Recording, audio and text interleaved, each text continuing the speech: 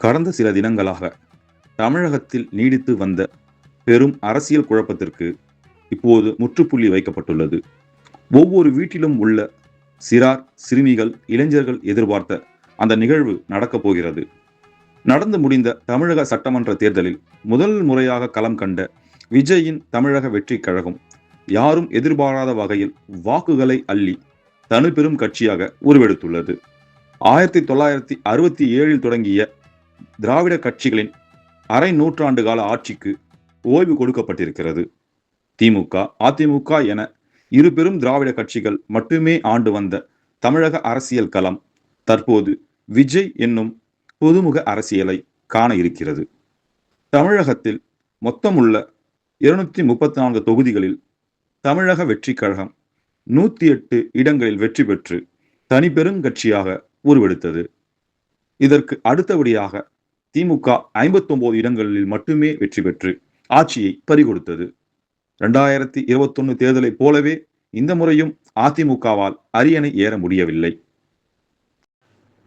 அந்த கட்சி வெறும் 47 இடங்களில் மட்டுமே வெற்றி பெற்றது. 100க்கும் மேற்பட்ட இடங்களில் அதன் வேட்பாளர்கள் டெபாசிட் கூட பெறவில்லை.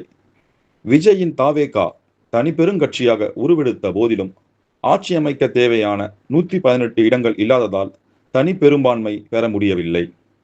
ஆளுநரை சந்தித்து ஆட்சி அமைக்க அழைப்பு விடுக்குமாறு 2 முறை விஜய் கோரிய போதிலும் போதிய பெரும்பான்மை எண்ணிக்கை இருந்தால் மட்டுமே ஆட்சி அமைக்க உத்தரவிட முடியும் என ஆளுநர் அர்லேக்கர் கூறியிருந்தார்.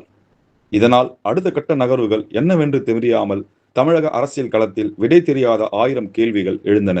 விஜய்க்கு யார் ஆதரவு அளிக்கப் போகிறார்கள் என்ற எதிர்பார்ப்பு தொற்றிக்கொண்ட நிலையில் ஏற்கனவே திமுக கூட்டணியில் அதிருப்தியில் இருந்ததாக கூறப்படும் காங்கிரஸ் கட்சி உடனடியாக தனது 5 எம்எல்ஏக்களுடன் தாவேகாவிற்கு ஆதரவை தந்தது.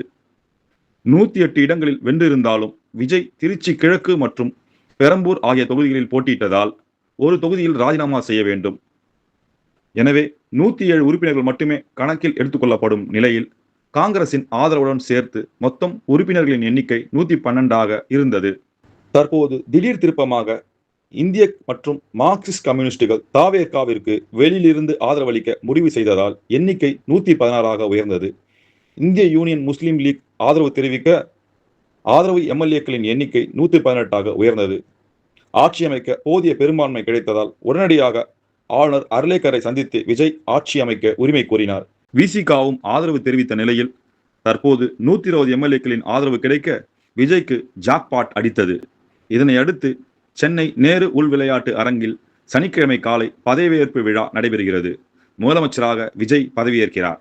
இளைஞர்களின் பட்டாளமும் குழந்தைகளும் தங்கள் மானசீக தலைவர் விஜய் முதலமைச்சர் ஆக மாட்டாரா என ஆவலுடன் எதிர்பார்த்து கொண்டிருந்த காலமும் கனிந்துவிட்டது.